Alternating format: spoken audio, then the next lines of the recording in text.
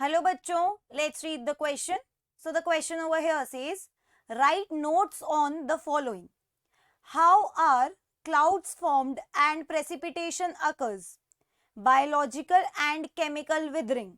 ठीक है, तो क्वेश्चन में बोल रहे हैं कि हमें यहाँ पे दो पार्ट्स में क्वेश्चन पूछा गया है और हमें हर एक पार्ट पे एक एक नोट लिखना है. तो first part of the question में दे आर सेइंग कि क्लाउड्स कैसे बनते हैं और प्रेसिपिटेशन कैसे होती है. तो इस क्वेश्चन का की कंसेप्ट क्या होगा बच्चों? इस क्वेश्चन का की कंसेप्ट ये होगा that clouds are formed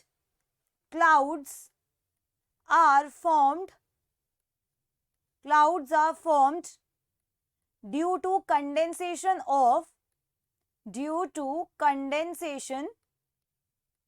of water vapours.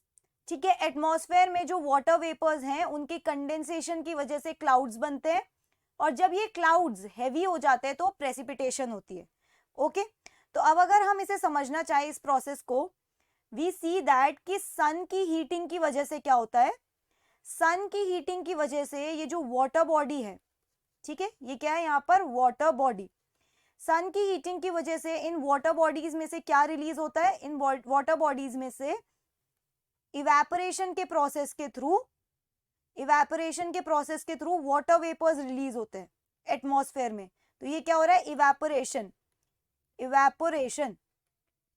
ठीक है, इवेपोरेशन में क्या होता है?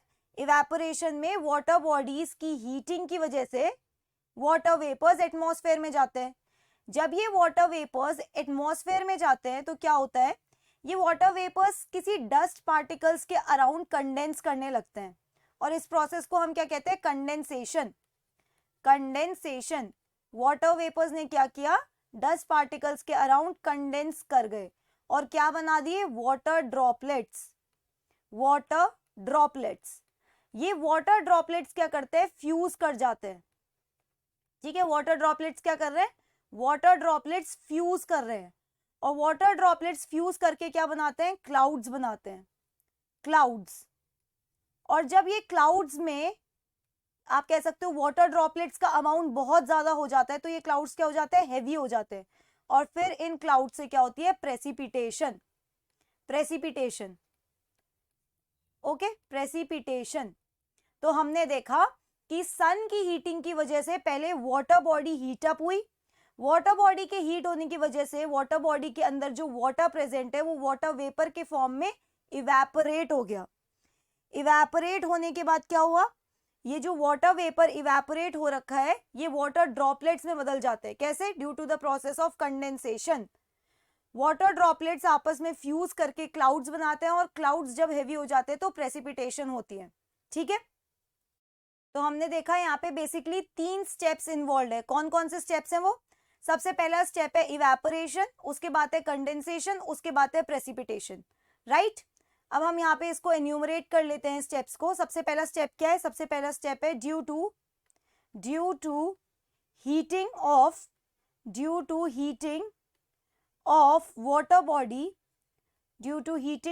Water body by solar radiations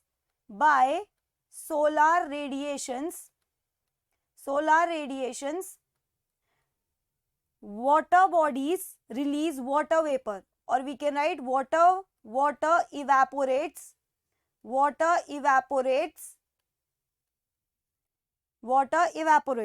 ठीक है, जब वाटर इवेपोरेट करता है फ्रॉम वाटर बॉडी तो क्या बनते हैं? तब बनते हैं वाटर वेपर्स. ठीक है, so we can write next step क्या होगा? Formation of water vapours.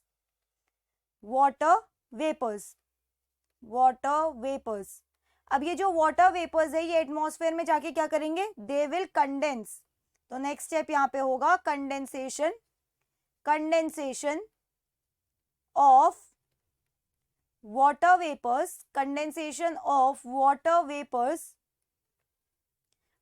Vapours around dust particles. ठीक है, तो वाटर वेपर्स डस्ट पार्टिकल्स के अराउंड कंडेंस करते हैं और क्या बनाते हैं? They form water droplets. अब यही वाटर ड्रॉपलेट्स जब फ्यूज कर जाते हैं तो क्या बनता है? तब बनता है क्लाउड. ठीक है, तब क्या बनता है यहाँ पे? Cloud. So we can write over here that water droplets fuse to form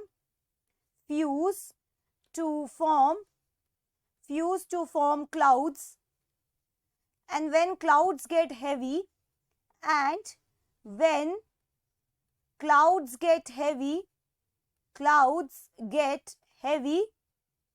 तो क्या होता है?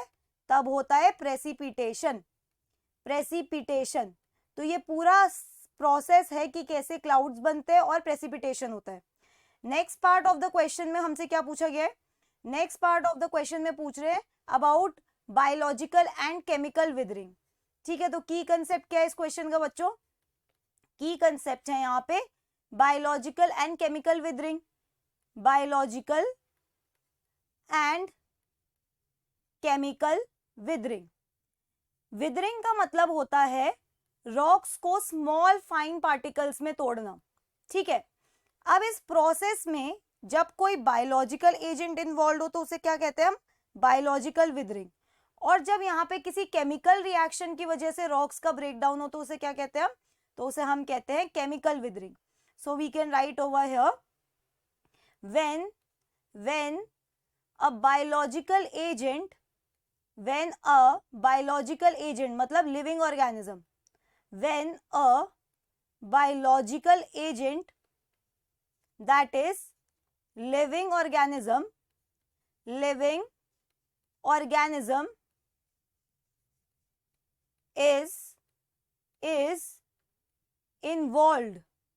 is involved in breaking rocks into small fine particles, then the process is known as biological withering। ठीक है, और केमिकल विदरिंग का मतलब क्या है? केमिकल विदरिंग का मतलब होता है when a chemical reaction,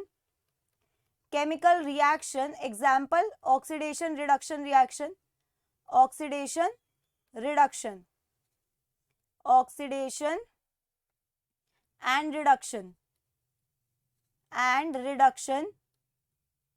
when chemical reaction like oxidation and reduction break rocks into small fine particles,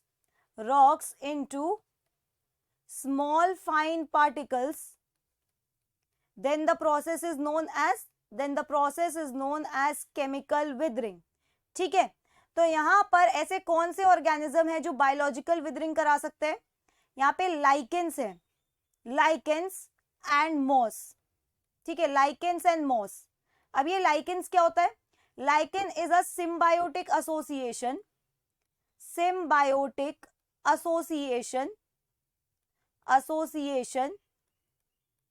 between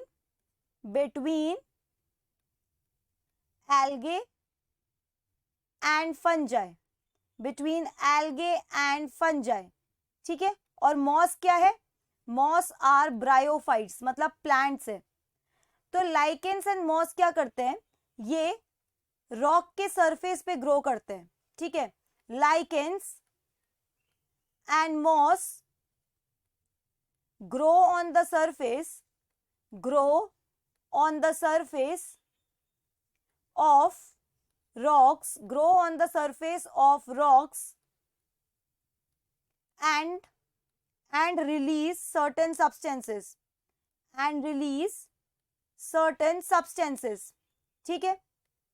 और ये substances क्या करते हैं? ये substances कोई chemical reaction को करवाते हैं।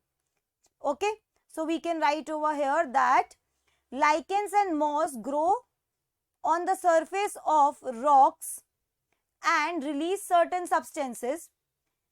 ये substances क्या करते हैं? They cause some chemical reaction,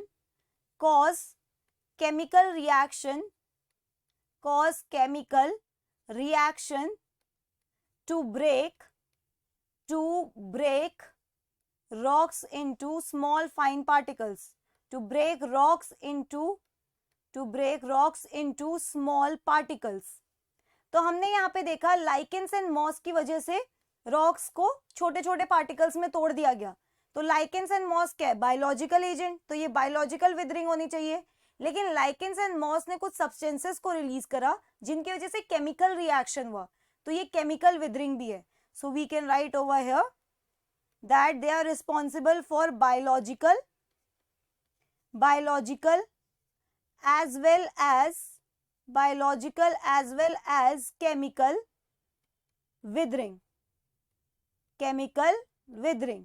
Okay, so that's it for the question. I hope you understood it well. Best of luck.